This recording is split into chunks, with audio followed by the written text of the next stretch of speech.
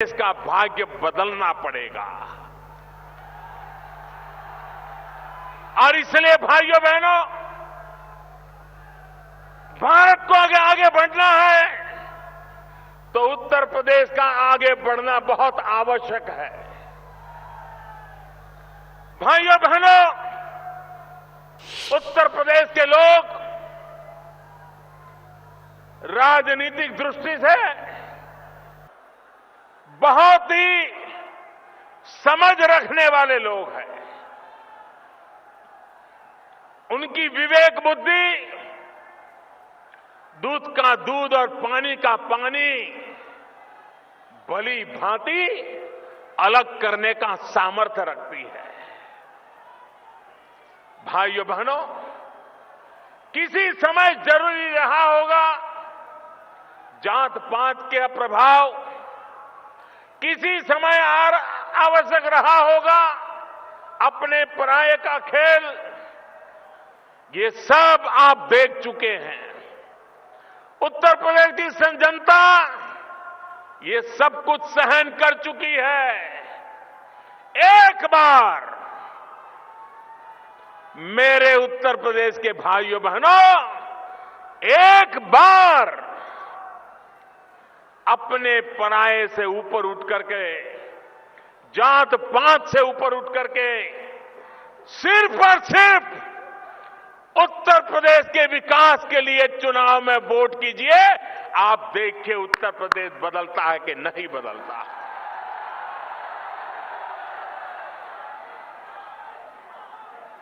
और इसलिए भाइयों बहनों, मैं उत्तर प्रदेश से एमपी हूं। यहां कैसी सरकारें चलती हैं मैंने अनुभव किया है। मैंने कभी सोचा नहीं था कि सरकार ऐसी भी हो सकती है। बहुत पीड़ा हुई है मुझे। मेरे अपने बनारस क्षेत्र में कोई रोड बनवाना हो, रास्ता बनवाना हो तो तराजू से तोला जाता था कि किस दल के व्यक्ति की तरफ से सुझाव आया है। उसके बाद तय होता था कि रास्ता बने या न बने। अरे राजनीति के आपके विरोध होंगे, राजनीति में आपकी शिकायत होगी, लेकिन रास्ता जब नहीं बनता है तो उस इलाके की जनता को पीड़ा होती है। मेरे सब एमपी दिन रात शिकायत करते थे कि अगर कोई बात बताए, ये उत्तर प्रदेश की सरकार करती नहीं है। किसका नुकसान हुआ? क्या यही खेल खेलते रहोगे क्या? भाइयों बहनों, जब से दिल्ली में हमारी सरकार बनी है, उत्तर प्रदेश सरकार को हर वर्ष फाइनेंस कमीशन के माध्यम से 1 लाख रुपया जितनी रकम खर्च करने के लिए ज्यादा मिली है। 1 लाख करोड़ रुपया कम नहीं होता है। 2.5 साल में 2.5 लाख करोड़ रुपया। भाइयों बहनों, अकेले दिल्ली सरकार के पैसों का अगर सही उपयोग हुआ होता तो आज उत्तर प्रदेश कहां से कहां पहुंच गया होता। लेकिन भाइयों बहनों, यहां पर विकास इनकी प्राथमिकता नहीं। मैं मेरे किसान भाइयों को कहना चाहता हूं, क्या कारण है कि गन्ना किसानों के पैसे इतने सालों तक लटके रहे? हम जब आए तब 20-22 हजार करोड़ रुपया बकाया था। दिल्ली सरकार ने, हम लोगों ने बैठ करके योजना बनाई। परिणाम ये आया कि पुराने बकायों में बहुत एक मात्रा में हम किसानों को पैसा चुकता कर पाए। भाइयों बहनों, उत्तर प्रदेश की सरकार कोई जिम्मेवारी लेने को तैयार नहीं। हाथ ऊपर कर देना और उधर जाकर के किसानों को भड़काना। भाइयों बहनों, दो दलों के बीच में राजनीति हम समझ सकते हैं, लेकिन राज्य की जनता के साथ राजनीति नहीं होनी चाहिए। देश की जनता के साथ राजनीति नहीं होनी चाहिए। दलों की राजनीति दलों तक सीमित होनी चाहिए। लेकिन भाइयों बहनों, विकास के आड़े भी जब राजनीति आती है, अपने पराये का भाव आता है, तो विकास रुक जाता है और जनता पिछड़ती चली जाती है। और इसलिए भाइयों बहनों, आप मुझे बताइए, हमारा किसान इतनी मेहनत करे, धान की पैदावार करे, दिन रात लगा रहे, लेकिन जब बाजार में धान आए, दिल्ली सरकार मिनिमम सपोर्ट प्राइस तय करे, राज्य सरकार को कहे कि आप धान की खरीदी कीजिए, भारत सरकार अपनी जिम्मेवारी उठाएगी। आज मुझे दुख के साथ कहना है, मेरे किसान भाइयों बहनों, भारत सरकार से पूरी मदद मिलने के बावजूद भी ये उत्तर प्रदेश की सरकार को किसानों के धान की खरीदी की फुर्सत नहीं है। हमने इस बार पल्सेस में, दाल में सरकार की तरफ से बहुत मदद की, ताकि हमारा किसान इतनी बड़ी मात्रा में दाल की पैदावार करे, ताकि विदेशों से दाल लानी न पड़े, गरीब को दाल महंगी न पड़े। और मेरे देश के किसानों ने और फसलों को छोड़ करके दिल्ली सरकार के कहने पर दाल की बुआई की, दाल की पैदावार हुई, लेकिन ये उत्तर प्रदेश की सरकार है, उसे भी खरीदने को तैयार नहीं है।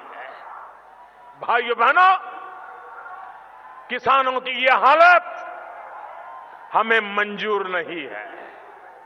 ये स्थिति बदलनी चाहिए, और स्थिति बदलने के लिए परिवर्तन आवश्यक है। और इसीलिए ये परिवर्तन यात्रा लेकर के पूरा उत्तर प्रदेश एक संकल्प के साथ निकल पड़ा है। भाइयों बहनों, आप मुझे बताइए, इस देश से भ्रष्टाचार खत्म होना चाहिए कि नहीं होना चाहिए? पूरी ताकत से बताइए, भ्रष्टाचार खत्म होना चाहिए कि नहीं होना चाहिए? भ्रष्टाचार के खिलाफ लड़ाई लड़नी चाहिए कि नहीं लड़नी चाहिए? काला धन जाना चाहिए कि नहीं जाना चाहिए? काला धन खत्म होना चाहिए कि नहीं होना चाहिए?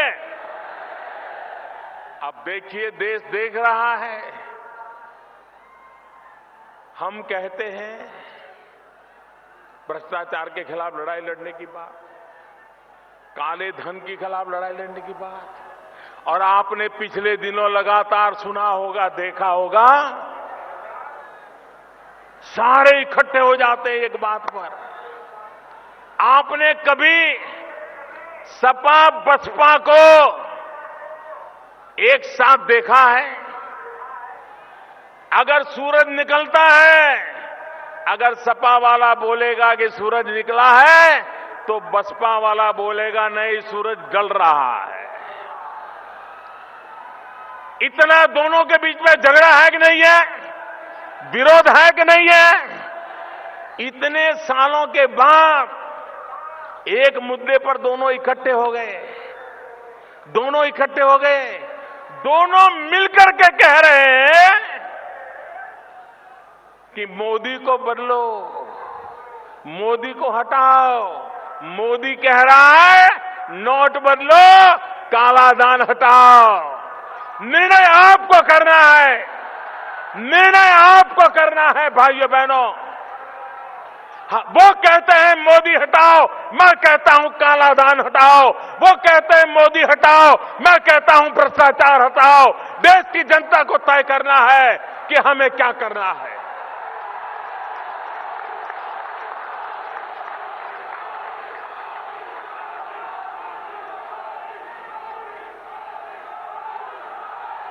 और विरोध कैसी कैसी बातों में।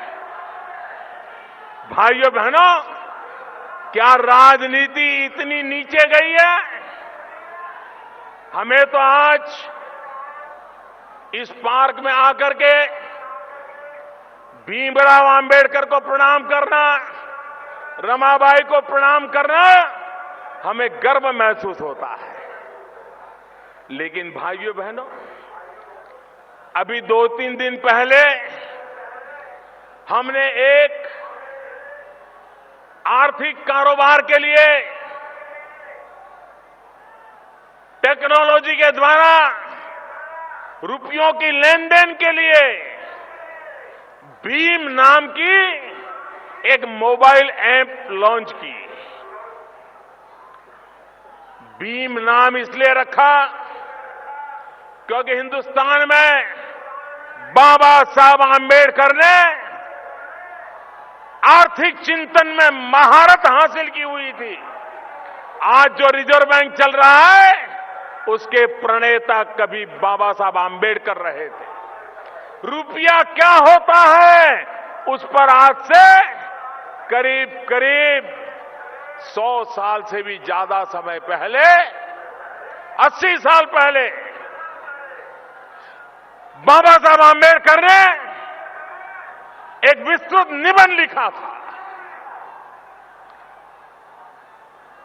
इतने लंबे समय पहले जिस महापुरुष को हिंदुस्तान के रुपये का ताकत का पता था, बैंकिंग व्यवस्था का पता था, आर्थिक कारोबार का पता था, क्या हिंदुस्तान के भविष्य का आर्थिक कारोबार उस भीम के नाम से चले तो किसी के पेट में चूहे क्यों दौड़ रहे हैं, मुझे समझ नहीं आ रही। मैं चाहूंगा हम गांव गांव घर घर जाकर के लोगों को समझाएं, जिसके भी हाथ में मोबाइल फोन हो, भीम ऐप को डाउनलोड करे और भीम को याद करते हुए हर घर में भीम का स्मरण हो। ये करके दिखाएं हम। भीमराव आंबेडकर को इससे बड़ी कोई श्रद्धांजलि नहीं हो सकती।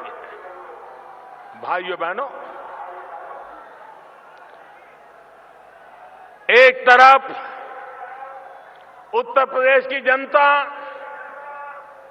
परिवर्तन के लिए कृत संकल्प है, फैसला कर चुकी है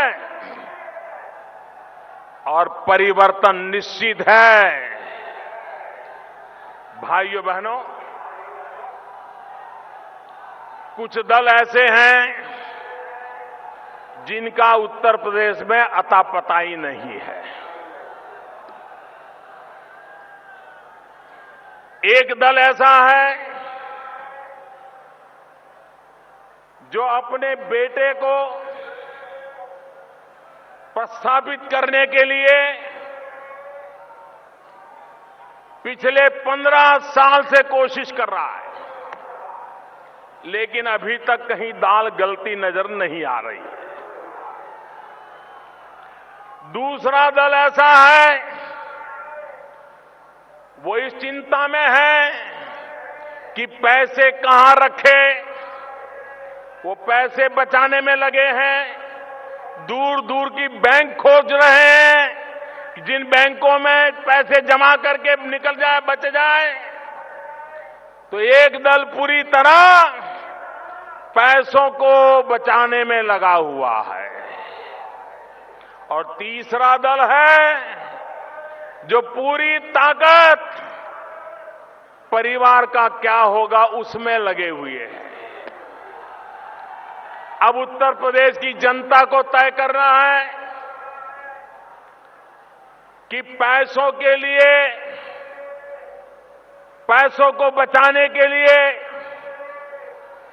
पूरी पार्टी जहां लगी हुई है, वो उत्तर प्रदेश को बचा पाएंगे क्या? जो पूरी पार्टी परिवार के उसमें लपट गई है, क्या वो उत्तर प्रदेश को बचा पाएंगे क्या? भाइयों बहनों, आज एक तरफ पैसे बचाने वाली पार्टी, एक तरफ परिवार में उलझी पार्टी, एकमात्र पार्टी भारतीय जनता पार्टी है जो उत्तर प्रदेश को बचाने के लिए आई है। किसी को पैसे बचाने हैं, किसी को परिवार कब्जे करना है, हम ही हैं जिन्हें सिर्फ और सिर्फ उत्तर प्रदेश बचाना है। और इसलिए मैं उत्तर प्रदेश वासियों को कहने आया हूं, कि इस परिवर्तन और आधा अधूरा मत करना। भारी बहुमत से आप भारतीय जनता पार्टी को विजयी बनाइए। आप मुझे बताइए भाइयों, आज देश में सरकार खुद निर्णय कर पाती है कि नहीं कर पाती है? आज इस देश का ऐसा प्रधानमंत्री है, 30 साल के बाद देश को ऐसी सरकार मिली है जिसका हाईकमांड सिर्फ और सिर्फ हिंदुस्तान के 125 करोड़ नागरिक है, दूसरा उसका कोई हाईकमांड नहीं है। किसी के घर जाकर के उसको सर झुकाना नहीं पड़ रहा है। 125 करोड़ देशवासी यही उसके मालिक है, वही उससे जवाब मांग सकते हैं। पहली बार देश को 30 साल के बाद ऐसी सरकार मिली है, और उसका कारण आपने पूर्ण बहुमत से सरकार बनाई। उत्तर प्रदेश में भी आधा अधूरा कुछ मत करना, भारी बहुमत के साथ उत्तर प्रदेश में सरकार बनाना, ताकि उत्तर प्रदेश के भाग्य को बदलने के लिए कोई रुकावट ना आए। दिल्ली की ताकत पूरी तरह आपके साथ आए, उत्तर प्रदेश की ताकत जुड़ जाए, देखते ही देखते उत्तर प्रदेश बदल जाए। और इसलिए भाइयों बहनों, मैं आपसे आग्रह करने आया, आप मुझे बताइए, उत्तर प्रदेश में सज्जन नागरिक, ईमानदार नागरिक, सिर्फ अपनी छोटे से परिवार को अच्छे ढंग से गुजारा करने वाला नागरिक, अगर दिन रात उसको गुंडागर्दी का सामना करना पड़े, जमीन हड़प करने वालों का सामना करना पड़े, अपनी मोटरसाइकिल कोई उठा ले, बोल न पाए, अपनी बेटियों को शाम के समय घर लौटाने के लिए मां बाप को चिंता करनी पड़े, क्या ये उत्तर प्रदेश हमें मंजूर है? क्या ये गुंडागिर्दी खत्म होनी चाहिए कि नहीं होनी चाहिए? ये जमीनों को लूटने वाले जाने चाहिए कि नहीं जाने चाहिए? सामान्य मांगनी को उसको सुख चैन के जीने का हक मिलना चाहिए कि नहीं मिलना चाहिए? कानून व्यवस्था बनी रहनी चाहिए कि नहीं बनी रहनी चाहिए? भाइयों बहनों, भारतीय जनता पार्टी ने उत्तर प्रदेश की धरती पर जब सरकारें थी, ये करके दिखाया है, और मैं आपको भरोसा देता हूं, हमें अवसर दीजिए, हम इस गुंडागिर्दी को खत्म करके रहेंगे। आपको सुख चैन की जिंदगी जीने का हम वादा करते हैं।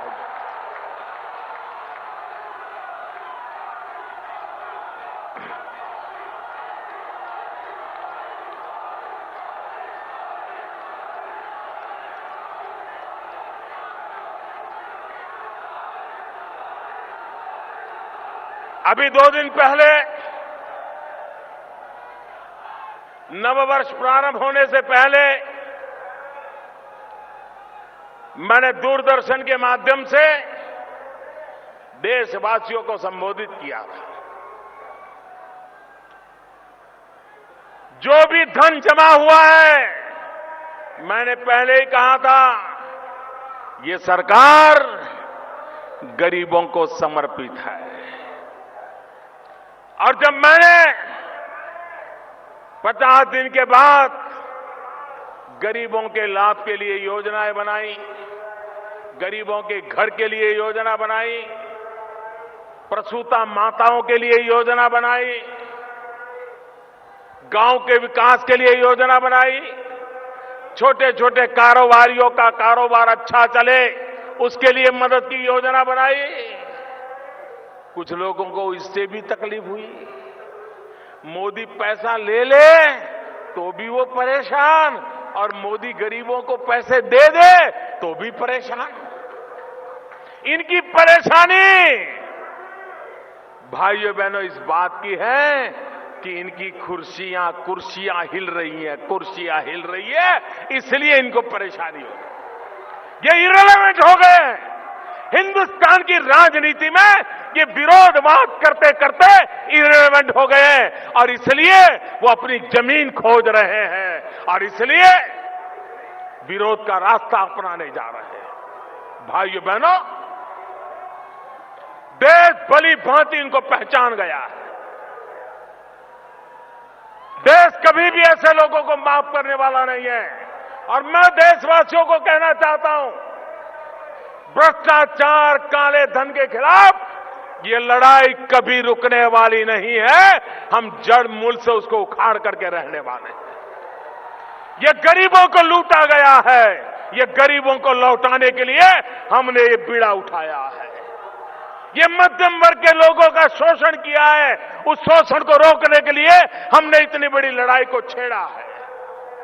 और इसलिए भाइयों बहनों, हमें उत्तर प्रदेश में भी आशीर्वाद चाहिए, आपके आशीर्वाद चाहिए और आपके आशीर्वाद 2017 का ये नया वर्ष और मुझे 2017 का मेरा पहला कार्यक्रम सार्वजनिक रूप में मेरे उत्तर प्रदेश में आकर के उत्तर प्रदेश वासियों के आशीर्वाद के साथ आगे बढ़ने का अवसर दे रहा है। इससे बड़ा मेरा सौभाग्य क्या हो सकता है। और इसलिए भाइयों बहनों, मैं एक बात और कहना चाहूंगा, विशेषकर भारतीय जनता पार्टी के कार्यकर्ताओं को कहना चाहूंगा और दलों के लिए ये चुनाव होगा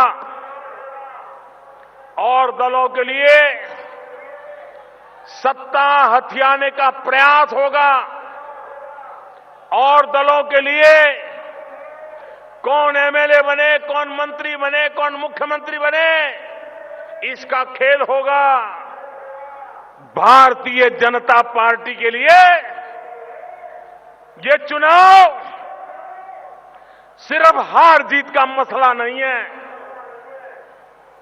भारतीय जनता पार्टी के लिए 2017 का उत्तर प्रदेश का चुनाव एक जिम्मेवारी का काम है, जिम्मेवारी का काम। हमारे ऊपर जिम्मेवारी आने वाली है। हमें अपने आप को जिम्मेवारी निभाने के लिए योग्य बना करके आगे बढ़ना है और इसलिए बहुत बड़ी जिम्मेवारी और उत्तर प्रदेश की जिम्मेवारी सिर्फ उत्तर प्रदेश से नहीं, उत्तर प्रदेश का प्रभाव पूरे हिंदुस्तान पे होता है। एक प्रकार से हिंदुस्तान को बदलने की नींव ये उत्तर प्रदेश में पड़ी हुई है। उस जिम्मेवारी का चुनाव है और इसलिए इसे हार जीत का चुनाव मत बनने देना, उसे जिम्मेवारी का चुनाव बनाना। और जिम्मेवारी का चुनाव बनाना मतलब सामान्य मानवी को तकलीफों से मुक्त करने की जिम्मेवारी। जिम्मेवारी का मतलब है सामान्य मानवी के सपनों पूरा करने के लिए रात दिन मेहनत करने की जिम्मेवारी। जिम्मेवारी का मतलब है भ्रष्टाचार, काले धन से मुक्त उत्तर प्रदेश को सरकार देना। जिम्मेवारी का मतलब है सबके साथ समान व्यवहार, सबका साथ सबका विकास, इस मंत्र को कभी छोड़ना नहीं।